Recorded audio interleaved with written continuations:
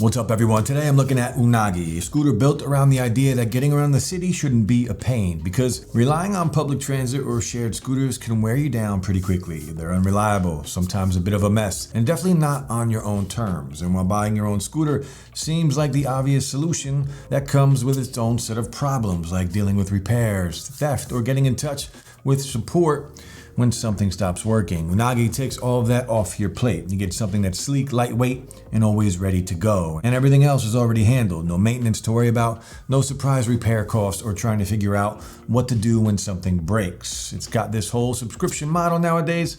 So in this video, I want to walk you through what that includes, what it feels like to ride on one of these, and what kind of person this really makes sense for. Now, in terms of design, Unagi really doesn't feel like other scooters, and that's a good thing. The materials here are more like stuff you'd find in high-end consumer tech. You've got a carbon fiber stem, magnesium alloy handlebar, and a machined aluminum deck with a silicone grip mat. It's all lightweight, but still feels strong in the hand. Nothing just rattly or cheap about it. And it folds up fast. There's a one-click hinge built into the stem, so collapsing it is quick and smooth. No fiddling with latches or secondary looks. It's easy to carry, easy to store, and easy to bring indoors without making a scene. The whole thing weighs under 30 pounds, so if your commute involves stairs, trains, or quick stops at a cafe, it's not going to drag you down. And what's nice is it actually looks good while doing all of that. It's clean, minimal, and just feels better than most scooters out there. Now when it comes to the ride itself, both Unagi models are seriously quick off the line. They've got dual motors, one in each wheel. The Classic has a peak output of 800 watts, and the Voyager takes that up to 1,000. That just translates to a little more speed,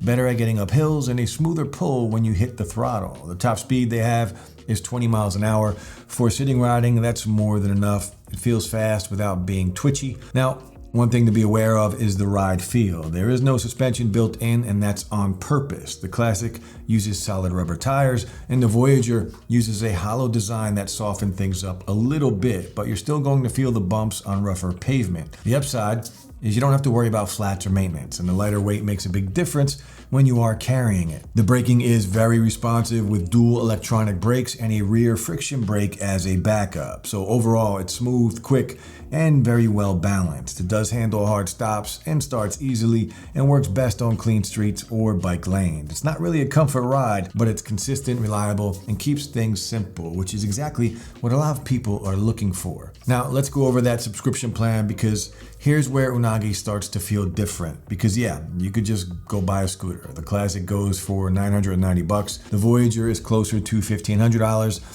And that's great until something breaks or you get a flat, or it goes missing and you're suddenly out of $1,000 with no backup plan. Well, what Unagi has done is take all of that and wrap it up into a monthly plan. It's $59 for the Classic, $79 for the Voyager, plus a $50 setup fee, and that's it. From there, they take care of the rest. If something goes wrong, they fix it. If it gets stolen, they send you a new one. If they release a new model while you're subscribed, you just get the upgrade. No trade-in, no timing it right, no extra anything. And what that gives you, beyond just the scooter, is a kind of calm. You're not thinking about what might go wrong or how much it's going to cost to fix. You don't have to budget for maintenance or hold off on repairs until you can find the right part. You just ride it every day, whenever you need it, and when you don't, you cancel. No contract, no penalty, no long-term anything. Even if the math comes out at about the same over time, the experience doesn't. One option is a scooter you manage, the other is a scooter that manages itself. Now, hey, if you are thinking about trying Unagi, there's an affiliate link in the description. It doesn't cost you anything extra, but we might earn a small commission, which does help support the channel.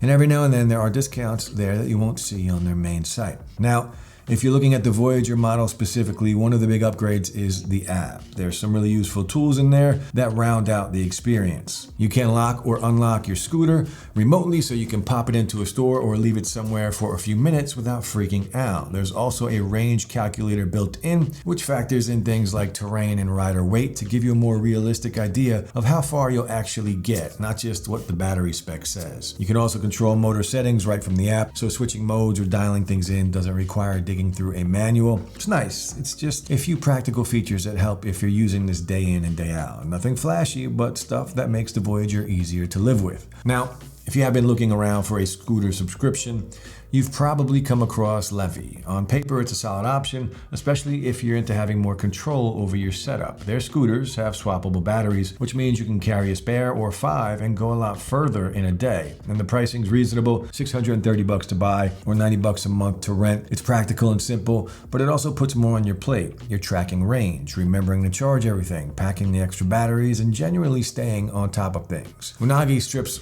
all of that out. You're not carrying backup gear or thinking about how far you can push it. You're just riding it until you're done. And if anything goes wrong, they're going to take care of it. If they release a newer model, you get it. Nothing to manage. So it just depends on how you like to operate. Levy gives you more tools, more ways to tweak the ride. Unagi gives you fewer things to worry about. And for most people, myself included, who are going to use this every day, commuting, running errands, just getting around, not having to think about it is kind of the whole point. Because what stands out with Unagi isn't the top speed or the stats or even the look, though all of those are solid. It's how little effort it takes to keep using it. There's no freaking out when something breaks. You're not scheduling repairs or hoping you picked the right model a year ago. Just ride, let it do its job, and you can get on with your day. And over time, that's what makes the biggest difference.